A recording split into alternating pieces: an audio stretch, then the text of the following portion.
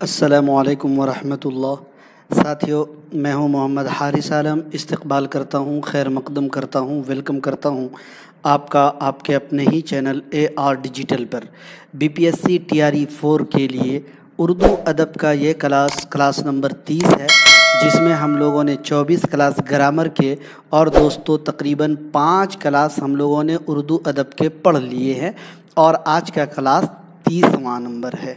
اگر آپ بھی BPSC TRE 4 کی تیاری کر رہے ہیں، یا جھارکھنڈ TT کی تیاری کر رہے ہیں، یا پھر STT بہار کی تیاری کر رہے ہیں، UP TGT PGT کی تیاری کر رہے ہیں، تو دوستو آج کا کلاس، آج کے عنوانات، آج کے ٹاپک جو ہے یہ آپ کو وہاں پر بھی کام آئیں گے، دیکھنے کو ملیں گے۔ آج کا ٹاپک کیا ہے؟ قطع، حمد، نعت، منقبت، شہر آشوب، واسوخت اور ریختی۔ اتنے سارے ٹاپک کو ہم لوگ پڑھیں گے۔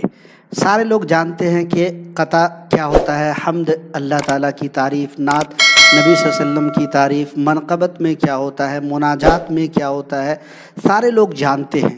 لیکن ہر جو شعری اصناف ہے، اس اصناف سے پوچھے جانے والے جو سوالات ہیں، آج NCERT کے بیس پر ہم آپ کو پڑھانے اور بتانے والے ہیں۔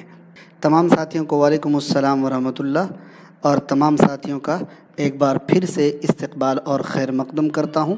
کنفرم کراتے جائیے ہماری آواز، ہمارا آڈیو ویڈیو کلیئر ہے؟ یس ایک بار کمنٹ میں لکھ لیجئے۔ ساتھیوں، اگر آپ نے ہمارے پچھلے کلاسز کو دیکھا ہوگا تو ہم نے شعری اصناف میں کیا پڑھایا؟ قصیدہ، غزل، مسلسل غزل، قطع بند، مثنوی، مرثیہ، اس کو پڑھا دیا تھا، ہے نا؟ اس کے بعد یہ نہیں پڑھایا ہوں ابھی۔ اس کے بعد نظم پڑھایا، پابند، طویل نظم پڑھا دیا تھا، معرہ نظم، آزاد نظم، نثری نظم، اس کو بھی پڑھا دیا ہوں۔ ترکیب بند، ترجیع بند، مستزاد، ان ساری چیزوں کو ہم نے آپ کو یکے بعد دیگرے پڑھا، رباعی تک ہم نے آپ کو پڑھا دیا تھا۔ دوستو، میں آپ لوگوں کو یہ کہتا ہوں کہ میں انشاءاللہ آپ کو ٹاپک وائز پڑھاؤں گا۔ ٹاپک وائز پڑھانے سے مطلب کیا ہوتا ہے؟ اگر آپ نے BPSC 1 2 3 کو غور کیا ہوگا، کوشچن پیپر دیکھا ہوگا، آپ دیکھے ہوں گے کہ تمام عناوین سے، تمام ٹاپک سے دوستو 2 3 4 اس طریقے کے سوالات پوچھے جاتے ہیں، یعنی ہر ٹاپک سے 2 4 سوال پوچھے جاتے ہیں۔ تو اگر مان لیجئے کہ ٹاپک وائز آپ پڑھ رہے ہیں تو یقین مانیے کہ اگر ہر ٹاپک سے آپ 3 4 2 3 نمبر اٹھاتے چلے جائیں گے، یقیناً آپ کوالیفائنگ تک پہنچ جائیں گے۔ لیکن اگر آپ صرف مشہور کو سوچیں گے کہ ہم مشہور پڑھیں یہی آئے گا، تو یقین مانیے سمندر میں مچھلی پکڑنے کے برابر ہوگا۔ تو آج کے کلاس میں ہم نے کیا پڑھیں گے؟ قطع، حمد، نعت، منقبت، شعر آشوب، اس کے بعد واسوخت اور ریختی، یہاں تک پڑھ لیں گے۔ اس کے بعد بچ جائے گا گیت کے بعد کچھ امپورٹنٹ جو اصناف ہیں، جیسے مان لیجئے دوہا، 12 ماسا، ہے نا؟ 4 بیت تو آپ کو بتایا تھا۔ ہائیکو، تورائلے، ماہیہ، سانیٹ، یہ سب کیا ہوتا ہے؟ تضمین، تشتیر، ہے نا؟ پیروڈی، یہ سب تو آپ جانتے ہوں گے۔ تاریخ گوئی اور مستزاد بھی آپ جانتے ہوں گے۔ انشاءاللہ اگلے کلاس میں یہ سارا پڑھا دیں گے، اس کے بعد ہم اس کے معروضی سوالات آپ سب کی خدمت میں لگائیں گے۔ بہرکیف شروع کرتے ہیں اور آج کے کلاس کا آغاز کرتے ہیں۔ اگر آپ AR ڈیجیٹل پر پہلی بار آئیں تو AR ڈیجیٹل کے YouTube چینل کو سبسکرائب کر کے بیل آئیکن، گھنٹی والا آئیکن کو پریس کر دیجیے گا، تاکہ ہمارے لائیو کلاسز کا نوٹیفیکیشن مل سکے۔ اس کے علاوہ AR ڈیجیٹل کا اپلیکیشن ڈاؤن لوڈ کر لیجیے گا، لنک آپ کو اسی ویڈیو کے ڈسکرپشن میں ہے۔ ٹیلی گرام، واٹس ایپ گروپ کا بھی لنک اسی ویڈیو کے ڈسکرپشن میں مل جائے گا، جوائن کر لیجیے، تاکہ ہر اپڈیٹ، ہر خبر آپ کو ملتی رہے، ہر خبر سے آپ باخبر رہیں۔ چلیے شروع کریں گے، آج کے کلاس کا آغاز کریں گے۔ بسم اللہ الرحمن الرحیم۔ سب سے پہلے ہم بات کریں گے قطع کی۔ کس کی بات کریں گے؟ قطع کیا ہوتا ہے؟ دیکھیے، قطع ایسے اشعار کا مجموعہ جس میں کسی خیال کو تسلسل سے پیش کیا جائے، اسے قطع کہتے ہیں۔ اسے کیا کہتے ہیں؟ قطع کہتے ہیں۔ یہ 2 شعروں پر مشتمل ہوتا ہے۔ کتنے شعر پر؟ 2 شعروں پر۔ کتنے شعروں پر؟ 2 شعروں پر۔ مطلب کیا ہوا؟ 4 مصرع۔ کیا ہوا دوستو؟ 4 مصرع یا مصرعوں پر۔ قطع کتنے شعروں پر مشتمل ہوتا ہے دوستو؟ 2 شعروں پر، 4 مصرعوں پر۔ غور کیجئے گا، اور دونوں میں باہمی ربط ضروری ہوتا ہے، یعنی دو شعر جو ہے ان دونوں شعر کے درمیان باہمی ربط، باہمی تعلق، آپس میں تعلق ضروری ہوتا ہے۔ 78 نمبر آ رہا، EBC کیٹیگری سے بہتر نمبر ہے، انشاءاللہ امید ہے ہو جائے گا۔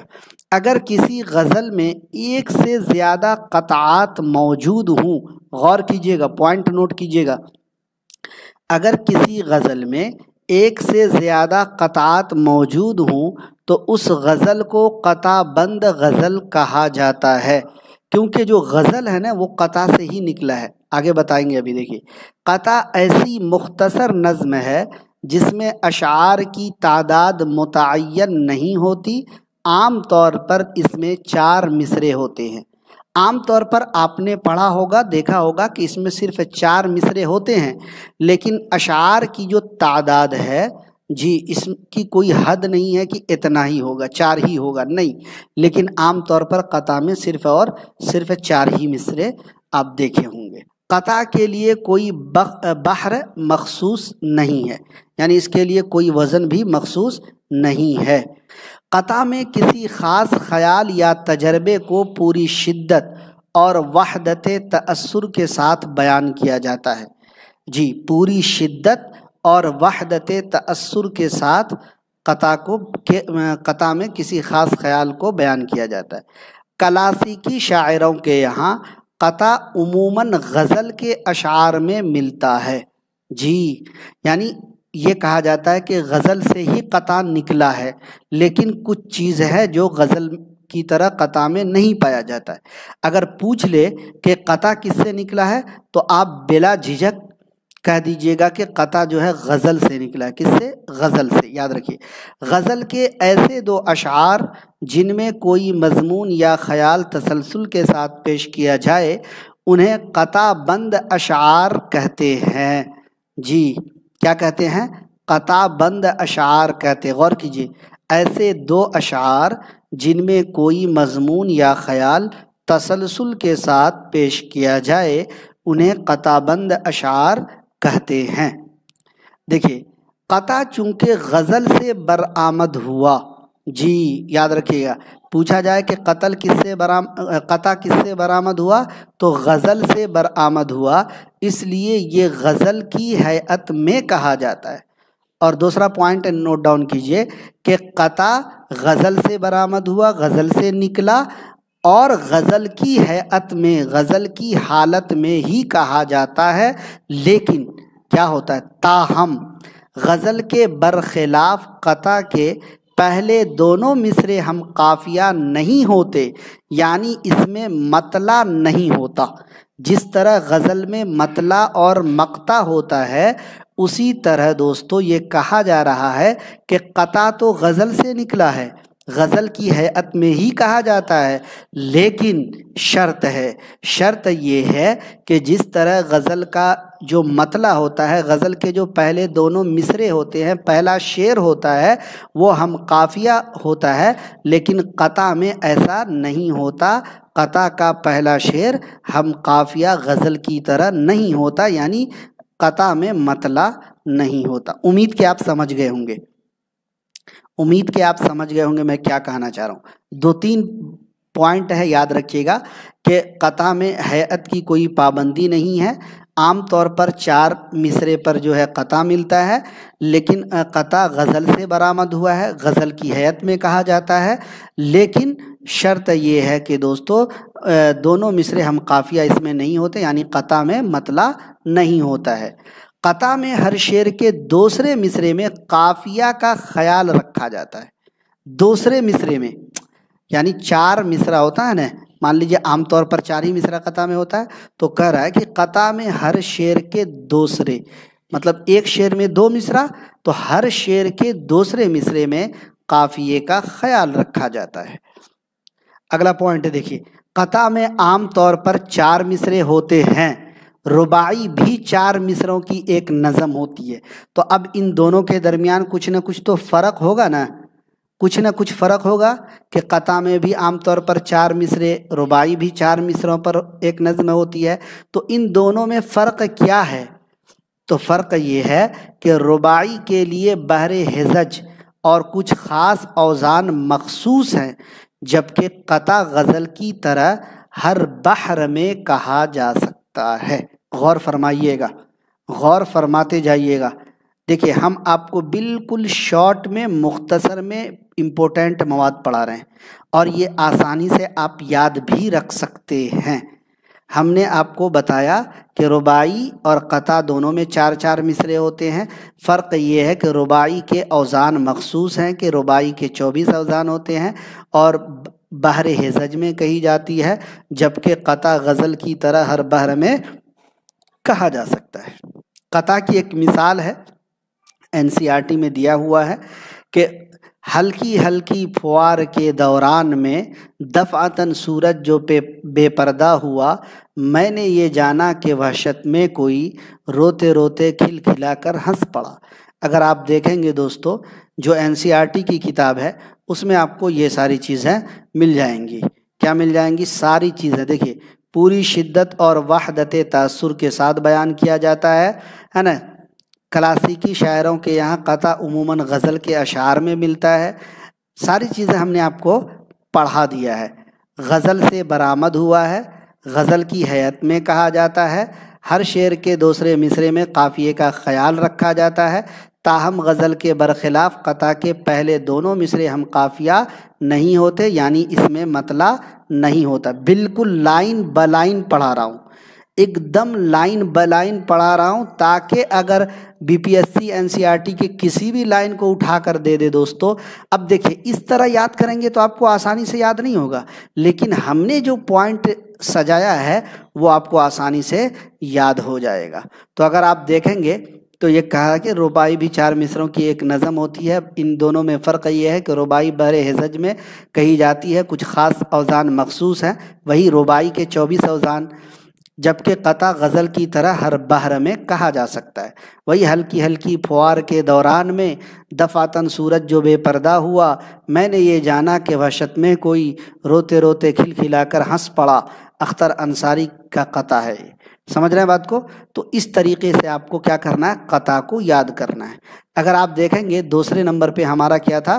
کیا آپ بھی کرنا چاہ رہے ہیں BPSC qualify, UGC NET, STET، DGT، PGT یا پھر اردو میں کسی بھی مقابلہ جاتی امتحان کی معیاری تیاری؟ تو آج ہی انتخاب کریں اپنے پسندیدہ YouTube چینل AR ڈیجیٹل کا، جہاں ملیں گے عمدہ نوٹس اور نصاب کے مطابق مواد، ہر مواد کے معروضی سوالات، اور ملیں گے آپ کو ماسٹر نوٹس بالکل نصاب کے مطابق۔ ان سب کو حاصل کرنے کے لیے آج ہی جوائن کریں ہمارا ٹیلی گرام چینل اور WhatsApp گروپ، اس کا لنک ملے گا آپ کو ڈسکرپشن میں۔ خواہش سے نہیں گرتے پھول جھولی میں، خواہش سے نہیں گرتے پھول جھولی میں، وقت کی شاخ کو اے دوست ہلانا ہوگا، کچھ نہیں ہوگا اندھیروں کو برا کہنے سے، اپنے حصے کا دیا خود ہی جلانا ہوگا۔ دوسرے نمبر پہ ہے حمد۔ حمد کو پڑھتے ہیں، بالکل بیسک سے اسٹارٹ کر رہا ہوں، بیسک پڑھا رہا ہوں۔ ہو سکتا ہے کچھ چیزیں آپ کو یاد ہو، لیکن کچھ چیزیں نہیں یاد ہوں گی۔ کیا نہیں یاد ہوں گی؟ آئیے بتاتے ہیں۔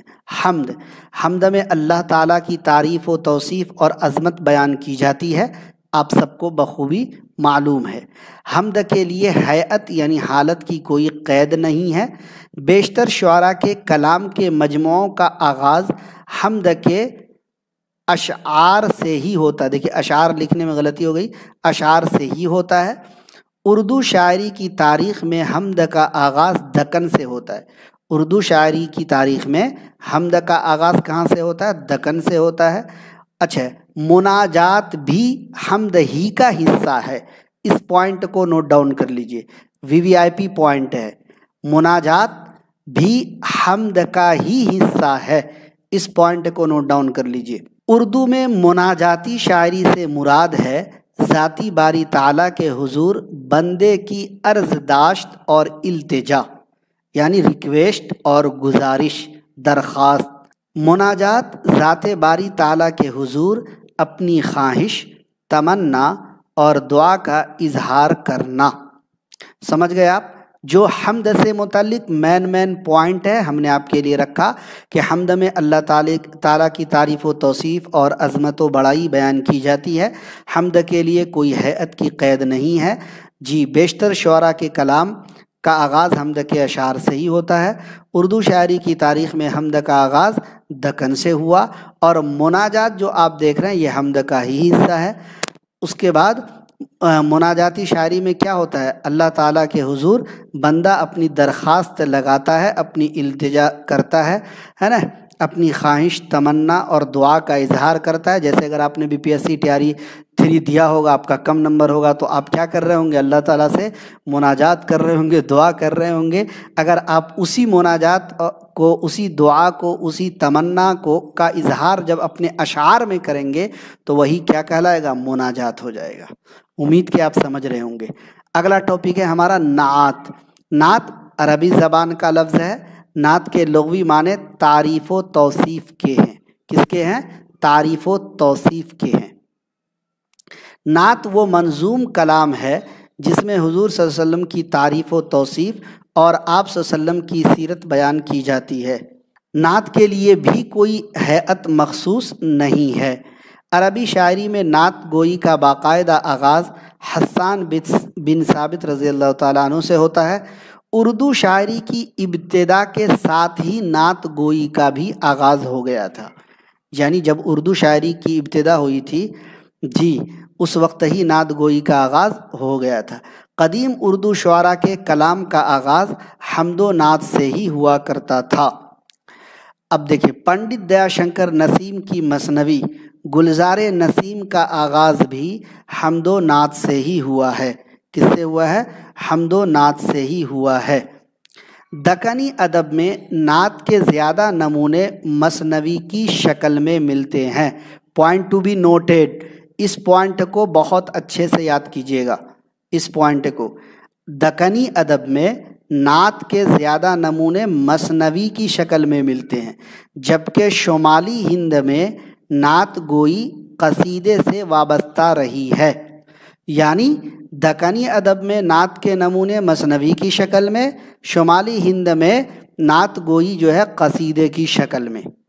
دونوں کو یاد رکھ لیجئے گا، یہ دونوں VVIP پوائنٹ ہے، کبھی بھی پوچھ لیا جائے گا آپ کو۔ محسن کاکوروی کا پورا کلیات صرف نعتیہ کلام پر مبنی ہے، ہم نے آپ کو کئی بار بتایا بھی ہے۔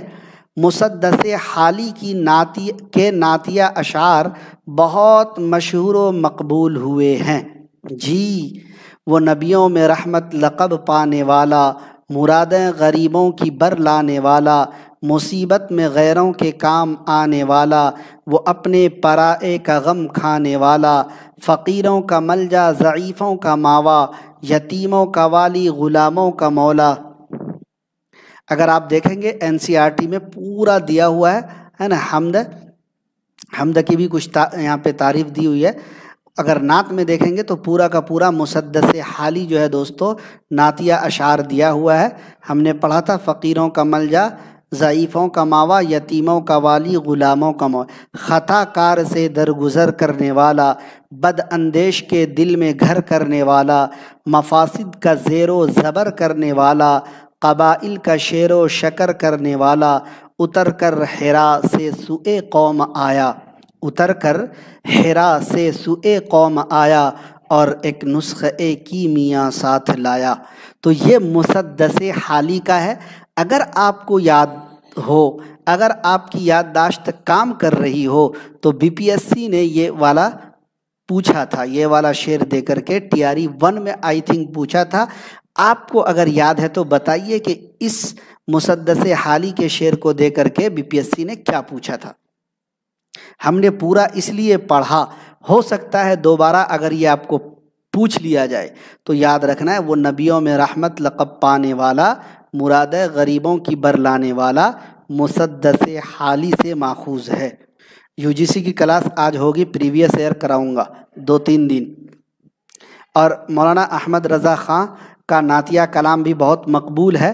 چمک تجھ سے پاتے ہیں سب پانے والے، میرا دل بھی چمکا دے چمکانے والے، برستا نہیں دیکھ کر ابر رحمت، بدوں پر بھی برسا دے برسانے والے، مدینے کے خطے خدا تجھ کو رکھے، غریبوں فقیروں کے ٹھہرانے والے، تو زندہ ہے واللہ تو زندہ ہے واللہ، میرے چشم عالم سے چھپ جانے والے، میں مجرم ہوں آقا مجھے ساتھ لے لو، میں مجرم ہوں آقا مجھے ساتھ لے لو، کہ رستے میں ہیں جا بجا تھانے والے، حرم کی زمیں اور قدم رکھ کے چلنا، ارے سر کا موقع ہے اور جانے والے، رہے گا یوں ہی ان کا چرچا رہے گا، پڑے خاک ہو جائیں جل جانے والے، اب آئی شفاعت کی ساعت اب آئی، ذرا چین لے میرے گھبرانے والے۔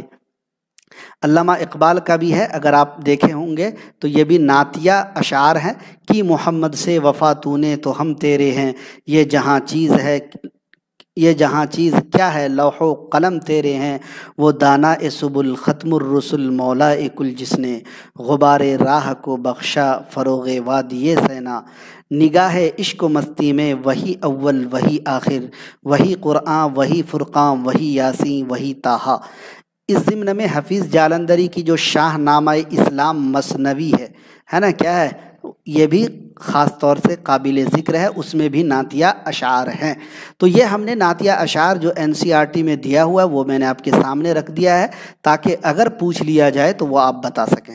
بہرکیف تو آپ نے دیکھ لیا کہ نبیوں میں رحمت لقب پانے والا مسدس حالی سے ماخوذ ہے۔ اب بات کرتے ہیں منقبت، اور منقبت جو ہے یہ بھی BPSC میں پوچھا گیا ہے۔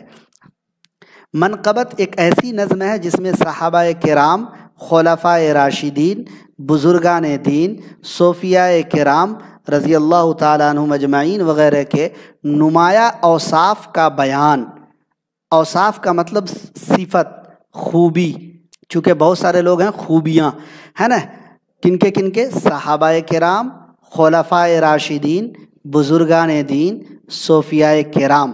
مان لیجئے پوچھ لیا جائے کہ منقبت میں کس کے اوصاف کا بیان ہوتا ہے، وہاں پر صحابہ کرام کا نام رہے یا پھر خلفائے راشدین کا رہے، بزرگان دین کا رہے، صوفیاء کرام کا رہے، اگر ان چاروں میں سے کسی دو کا رہے تو ڈی ہوگا حسب بالا میں ایک سے زائد۔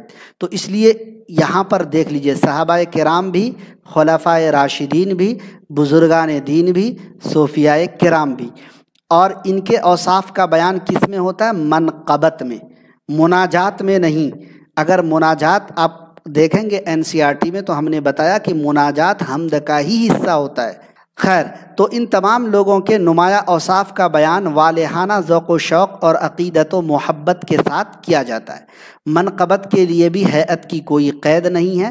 بڑے بڑے شعراء نے اکثر منقبت قصیدے کی ہیئت میں نظم کیا ہے، اس پوائنٹ کو بھی نوٹ ڈاؤن کر لیجئے۔ بڑے بڑے شعراء نے جو منقبت لکھے ہیں قصیدے کی ہیئت میں، سودا کے قصائد میں منقبتوں کی بڑی تعداد ہے۔ مومن خواہ مومن کے قصائد میں نعتیہ قصائد کے علاوہ حضرت ابو بکر صدیق، حضرت عمر فاروق، حضرت عثمان غنی، حضرت علی رضی اللہ تعالیٰ عنہ اور حضرت حسن و حسین رضی اللہ تعالیٰ عنہم کی منقبتیں اعلیٰ درجے کی ہیں۔ اگر مان لیجئے پوچھا جائے کہ خلفائے راشدین جی کے مطلب جو ہے کی شان میں نعتیہ قصائد کس نے لکھے ہیں، تو مومن خواہ مومن میں، کیونکہ NCERT میں دیا ہوا ہے، پوچھا جا سکتا ہے۔ غالب کے قصائد میں حضرت علی رضی اللہ تعالیٰ عنہ کی منقبت قابل ذکر ہے۔ تو یہاں زیادہ پوائنٹ نہیں ہے، 2-3 پوائنٹ ہے جو اہم ہے۔ پہلا پوائنٹ یہ ہے کہ منقبت جو ہے دوستو صحابہ، خلفائے راشدین، بزرگان دین، صوفیاء کرام کی مطلب صفت کو کے بیان میں کہی جاتی ہے، منقبت جو نظم ہوتی ہے، اور اکثر منقبت قصیدے کی حیثیت میں کہی جاتی ہے۔ یہ 2 اہم پوائنٹ ہے، نوٹ ڈاؤن کیجئے گا۔ اب بڑھتے ہیں شہر آشوب سے۔ شہر آشوب کیا ہوتا ہے؟ کسی شہر، بستی یا ملک میں رونما ہونے والے فتنہ و فساد یا طوائف الملوکی جیسے حالات سے پیدا ہونے والی مصیبتوں اور مسائل کے ذکر پر مشتمل نظم کو شہر آشوب کہتے ہیں۔ شہر آشوب عام طور پر یاد نہیں رہتا ہے، تو یاد رکھیے گا۔ شہر آشوب میں کیا ہوتا ہے؟ جی شہر کا نام یاد رکھیے گا، شہر، جیسے ہی شہر بولے تو کوئی شہر، بستی یا ملک میں جی رونما ہونے والے فتنہ و فساد، طوائف الملوکی جیسے حالات سے جو مصیبت پیدا ہوتی ہے، جو مسائل کا ذکر کیا جاتا ہے جس بھی نظم میں، وہ نظم شہر آشوب کہلاتی ہے۔ شہر آشوب کے لیے بھی کوئی ہیئت متعین نہیں ہے۔ اردو میں شاہ حاتم کو شہر آشوب کا پہلا شاعر قرار دیا جاتا ہے، پوائنٹ ٹو بی نوٹیڈ۔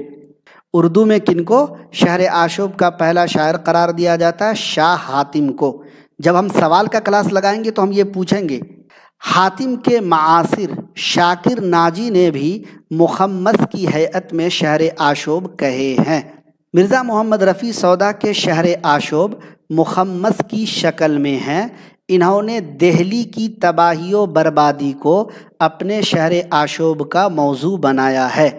اور دوستو یہ جو آپ لائن دیکھ رہے ہیں، یہ line DSSB، UP TGT PGT، اس کے علاوہ UGC نیٹ، ان مطلب جو ہے مقابلہ جاتی امتحان میں یہ پوائنٹ پوچھا گیا ہے کہ سودا نے اپنے شہر آشوب میں کس شہر کی تباہی و بربادی کو اپنے شہر آشوب کا موضوع بنایا ہے۔ تو یاد رکھیے گا 2 پوائنٹ اس لائن سے کہ مرزا محمد رفیع سودا کا جو شہر آشوب ہے یہ مخمس کی ہے شکل میں ہے، ہیئت میں ہے، اور انہوں نے شہر دہلی کی تباہی و بربادی کو اپنے شہر آشوب کا موضوع بنایا۔ 2 پوائنٹ ہے، نوٹ ڈاؤن کر لیجئے۔ اگلا پوائنٹ، میر تقی میر نے لشکر یعنی فوج کی ہجو یعنی برائی اور سپاہیوں کی مفلسی، بے بسی، لاچاری کو اپنے شہر آشوب کا موضوع بنایا۔ کس نے دوستو؟ میر تقی میر نے۔ اور یہ پوائنٹ بھی دوستو کئی بار پوچھا جا چکا ہے دیگر مقابلہ جاتی امتحانوں میں۔ میر تقی میر نے لشکر کی ہجو اور سپاہیوں کی مفلسی، بے بسی، لاچاری کو اپنے شہر آشوب کا موضوع بنایا ہے۔ شہر آشوب کے عمومی موضوعات نظموں میں جا بجا ملتے ہیں۔ اگر پوچھ لے کہ شہر آشوب کے جو موضوعات ہیں کس میں جا بجا ملتے ہیں، قصیدوں میں، مثنویوں میں، نظموں میں، مرثیوں میں، تو پھر پھنس جائیے گا، کیونکہ یہ NCERT کی پیور لائن ہے دوستو۔ شہر آشوب کے جو عمومی موضوعات ہیں وہ یعنی عام طور پر نظموں میں ملتے ہیں، قصیدے میں، مثنوی میں، مرثیوں میں نہیں ملتے ہیں۔ نوٹ کیجئے گا پوائنٹ کو، بار بار یاد نہیں دلاؤں گا میرے دوست۔ اب بڑھتے ہیں، اگلا ٹاپک ہے واسوخت۔ ہم بہت نہیں پڑھا رہے ہیں کہ آپ کے دماغ سے نکل جائے گا، دیکھیں بالکل مختصر، شارٹ اور مین پوائنٹ ہے۔ چلیے، واسوخت فارسی زبان کا لفظ ہے، غور کیجئے گا، لفظ واسوخت فارسی زبان کا لفظ ہے۔ واسوخت کے لغوی معنی ہوتے ہیں جلی کٹی سنانا۔ کیا کرنا؟ جلی کٹی سنانا۔ واسوخت ایسی نظم کو کہتے ہیں جس میں عاشق محبوب کے ظلم و ستم سے تنگ آ کر اس سے بیزاری کا اظہار کرتا ہے، ناراضگی کا اظہار کرتا ہے، اسے جلی کٹی سناتا اور اسے جلانے کے لیے کسی دوسرے سے عشق کا ڈھونگ رچاتا ہے۔ غور کیجئے گا واسوخت میں کیا ہوتا ہے، پھر سے سنیے۔ واسوخت ایسی نظم کو کہتے ہیں جس میں عاشق اپنی معشوقہ کے ظلم و ستم سے یا معشوقہ اپنی عاشق کے ظلم و ستم سے تنگ آ کر اس سے بیزاری کا اظہار کرتا ہے، ناراضگی کا اظہار کرتا ہے یا کرتی ہے، اسے جلی کٹی سناتا ہے یا سناتی ہے، اور اسے جلانے کے لیے کسی دوسرے سے عشق کا ڈھونگ رچاتا ہے یا پھر رچاتی ہے۔ کیوں؟ دیکھیے، عاشق کا جو مقصد ہوتا ہے دوستو، واسوخت میں کیا مقصد ہوتا ہے عاشق کا؟ بس یہ مقصد ہوتا ہے کہ محبوب کے اندر بھی محبت کی تڑپ پیدا ہو جائے اور وہ اپنی بے توجہی اور بے وفائی سے باز آ جائے اور واپس اپنے عاشق کے پاس آ جائے۔ یہ ہوتا ہے واسوخت۔ کیا ہوتا ہے؟ واسوخت۔ واسوخت کے لیے بھی ہیئت کی کوئی قید نہیں ہے۔ شاہ مبارک آبرو کو پہلا واسوخت نگار مانا جاتا ہے۔ جی، شاہ مبارک آبرو کو پہلا واسوخت نگار مانا جاتا ہے۔ یاد رکھیے گا، یہ بھی اہم پوائنٹ ہے۔ पहला वासोख्त निगार कौन है? शहर आशोब, वासोख्त, रेख्ती, ये सारी चीज़ इम्पोर्टेंट है, इसको याद रखना है। मोमिन खां मोमिन ने वासोख्त के लिए गज़ल की हैत इख्तियार की, हालांकि क़ैद नहीं है, लेकिन मोमिन खां मोमिन ने वासोख्त के लिए गज़ल की हैत इख्तियार की। अमानत लखनवी ने वासोख्त के लिए मुसद्दस की हैत इख्तियार की। जी, अगर मैं आपको दिखाऊं वासोख्त के बारे में, मैं अगर आपको बताऊं, मनक़बत हो गया, मनक़बत के अलावा शहर आशोब हो गया। अगर मैं आपको दिखाऊं वासोख्त, ये है वासोख्त, है ना, फ़ारसी ज़बान का लफ्ज़ है, जली कटी सुनाना है ना। मकसद आशिक का क्या होता है वो भी हमने आपको बता दिया है। शाह मुबारक आबरू को पहला वासोख्त निगार माना जाता है। मीर तकी मीर ने भी वासोख्त लिखे हैं। इनकी वासोख्त का एक नमूना देख लीजिए। दिले वासोख्ता को अपने लिए जाते हैं, दिले वासोख्ता को अपने लिए जाते हैं, गुस्से से खूने जिगर अपना पिए जाते हैं, अपनी जान गैरों को नाचार दिए जाते हैं, अब के यूं जाते नहीं अहद किए जाते हैं, आवेगा तू भी मनाने को न आवेंगे हम। जी, आवेगा तू भी मनाने को न आवेंगे हम, जान से जावेंगे पैमा से न जावेंगे हम। तो यह है वासोख्त की मिसाल। मान लीजिए इन्हीं अशार को दे करके पूछा जाए कि जी ये किसकी मिसाल है, शहर आशोब की, कसीदा की, मसनवी की, है ना, मरसिया की, तो याद रखिएगा वासोख्त की। और ये मीर तकी मीर का है। किनका है? मीर तकी मीर ने भी वासोख्त लिखे हैं। बहरकैफ अगला टॉपिक है हमारा रेख्ती। पढ़ लेते हैं रेख्ती। जी, रेख्ती की सिन्फ उर्दू से मखसूस है। गौर कीजिएगा, रेख्ती की जो सिन्फ है ये सिर्फ उर्दू ज़बान से मखसूस है। अरबी या फ़ारसी शायरी में रेख्ती का वजूद है ही नहीं। गौर कीजिएगा, रेख्ती जो आप देख रहे हैं ना, ये सिर्फ और सिर्फ उर्दू ज़बान से मखसूस सिन्फ है। अरबी और फ़ारसी में इसका कोई वजूद नहीं है। रेख्ती में शायर क्या करता है? औरतों के लबो लहजा, उनकी ज़बान, रोज़मर्रा और मुहावरों में औरतों की तरफ से उनके जज्बात व एहसासात की तर्जमानी करता है। क्या करता है? तर्जमानी करता है। रेख्ती के लिए भी हैत की कोई पाबंदी नहीं है। शुमाली हिंदुस्तान में रेख्ती की ईजाद का सेहरा सादत यार खां रंगीन के सर जाता है। और ये DSSB में पूछा गया है। रेख्ती की ईजाद का सेहरा सादत यार खां रंगीन के सर जाता है। इन्होंने, मतलब सादत यार खां रंगीन ने, दीवाने अंगेख्ता के नाम से उर्दू का पहला दीवाने रेख्ती तरतीब दिया था। नोट डाउन कीजिए, दीवाने अंगेख्ता सादत यार खां रंगीन का है, उर्दू का पहला दीवाने रेख्ती है। क्या है? रेख्ती है, और सादत यार खां ने दिया है।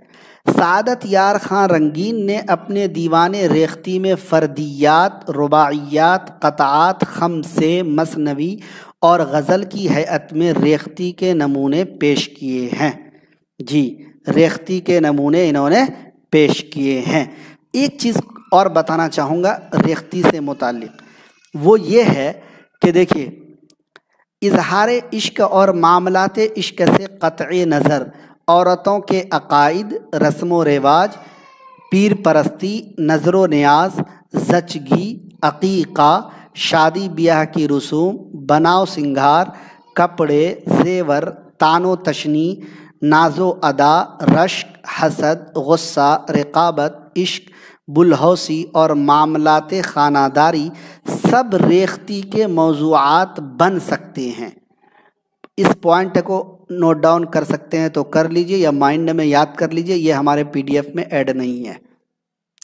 जितना भी मैंने पढ़ा है सारे के सारे जी रेख्ती में ये मौज़ूआत बन सकते हैं। अब हम बात करते हैं अगले पॉइंट की।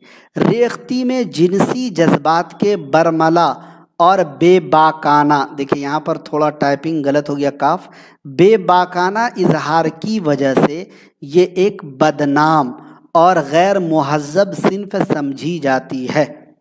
अगर पूछ ले کہ درج ذیل میں کون سی صنف جو ہے ایک بدنام اور غیر مہذب صنف سمجھی جاتی ہے، تو ریختی کا نام لے لیجئے گا، جو عربی اور فارسی زبان میں نہیں، جس کا وجود صرف اردو زبان میں ہے۔ اور سعادت یار خان رنگین پہلے شاعر ہیں ریختی کے، اور ان کا دیوان ہے دیوان انگیختہ۔ خیر، دکن کے شاعر ہاشمی بیجاپوری کی شاعری میں بھی وہ ساری خصوصیات موجود ہیں جن سے ریختی کی شاعری عبارت ہے۔ کیا ہے؟ ریختی کی شاعری عبارت ہے۔ اگر آپ دیکھنا چاہیں تو یہ دیا ہوا ہے اس میں، ریختی سے متعلق: صدقے اپنے نہ ہو اس کے کوئی قربان ہو نوج، ایسے لوگوں کا کسی شخص کو ارمان ہو نوج، یوں اشارے سے کہا مجھ سے خفا سے کیوں ہو، جان اور بوجھ کے ایسی کوئی انجان ہو نوج، پڑھوں لا حول نہ کیوں ہے تجھے شیطان لگا، لاگو ایسے کہ کوئی، ہے نا، مطلب لاگو کا مطلب لگے، ایسے کہ کوئی اے موئی شیطان ہو نوج، باجی کہتی ہیں ایک مردوے پر غش ہے تو، مفت ایسا بھی کہ کسی شخص پہ بہتان ہو نوج، مل کے انشا سے پشیماں ہوئے ہیں تو بہت، دل لگا کر کوئی ایسے، جی ایسے سے پشیماں نہ ہو نوج، انشا کا ہے نا۔ تو بہرکیف یہ ہے دوستو ریختی۔ آپ ریختی کے اشعار مت یاد کیجئے، جو پوائنٹ ہم نے بتائے ہیں کہ ریختی صرف اردو سے مخصوص ہے، عربی فارسی زبان میں اس کا وجود نہیں ہے نا، یہ عورتوں کے لب و لہجے پر، اس کی زبان پر روزمرہ اور محاوروں کی ترجمانی کرتا ہے۔ ریختی کی کوئی ہیئت نہیں ہے، پابندی ہیئت کی نہیں کی جاتی ہے۔ سعادت یار خان رنگین جو ہے یہ شمالی ہندوستان میں ریختی کا ایجاد انہوں نے کیا ہے۔ دیوان انگیختہ اردو کا پہلا دیوان ریختی انہوں نے ہی ترتیب دیا ہے، ٹھیک ہے، اور انہوں نے کیا کیا شامل کیا ہے ساری چیزیں ہم نے دے دیا ہے۔ اور ریختی بدنام اور غیر مہذب صنف سمجھی جاتی ہے۔ دکن کے جو شاعر ہاشمی بیجاپوری ہے انہوں نے بھی جی ریختی میں شاعری کہی ہے۔ بہرکیف تو دوستو یہ تھا آج کا پوائنٹ جس میں ہم نے آپ کو تمام پوائنٹ بتایا ہے۔ امید کہ آپ کو آج کا کلاس، آج کے یہ ٹاپکس، آج کے یہ عنوانات پسند آئے ہوں گے۔ پسند آئے تو ہمارے اس کلاس کو لائک اور شیئر ضرور کر دیجئے گا۔ اگر آپ AR ڈیجیٹل پر پہلی بار آئے ہیں تو ہمارے چینل کو ضرور سبسکرائب بھی کر لیجئے گا، اگر آپ نے نہیں کیا تو آپ بھی کر لیجئے گا۔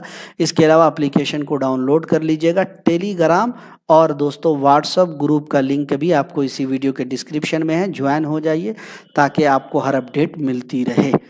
کیسا لگا آج کا کلاس؟ اپنی رائے کا اظہار کمنٹ باکس میں ضرور دیجیے گا۔ انشاءاللہ جلد ملیں گے کسی اور کلاس کے ساتھ۔ اپنا خیال رکھیے گا، تیاری جاری رکھیے گا، انشاءاللہ کامیابی آپ سب کا قدم چومے گی۔ جی اگر کچھ پوچھنا چاہیں تو پوچھ سکتے ہیں اگر کوئی بات ہے۔ تمام ساتھیوں کا AR ڈیجیٹل پر جڑنے کے لیے بہت بہت شکریہ۔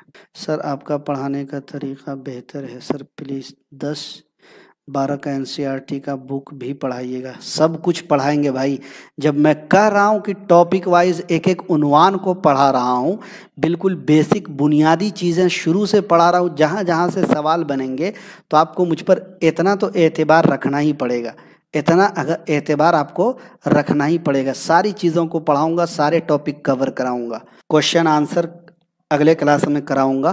جی بہت بہت شکریہ آپ سب کا۔ تیاری جاری رکھیے، TRE 4 کا اعلان کبھی بھی ہو سکتا ہے، غفلت میں مت رہیے گا۔ ہاں بعد میں دیکھ لیں گے، پڑھ لیں گے، تیاری کر لیں گے، پھر کال کر کے پوچھیے گا سر 55 آ رہا ہے، 45 آ رہا ہے، کٹ آف کتنا جائے گا، ہو پائے گا کہ نہیں ہو پائے گا، کیا کروں، پھر سے کلاس لے لوں، پڑھوں۔ میرے بھائیوں آپ لوگوں سے ہاتھ جوڑ کر ریکویسٹ ہے کہ پلیز محنت کیجئے، اگر آپ یقیناً ٹیچر بننا چاہ رہے ہیں تو محنت کیجئے پلیز۔ اسی گزارش کے ساتھ آج کے کلاس کا اختتام ہوا چاہتا ہے۔ امید کہ آپ سب میری باتوں پہ غور فرمائیں گے اور محنت کریں گے، ہے نا۔ تمام ساتھیوں کا AR ڈیجیٹل پر جڑنے کے لیے بہت بہت شکریہ۔ مجھے دیجیے اجازت، السلام علیکم۔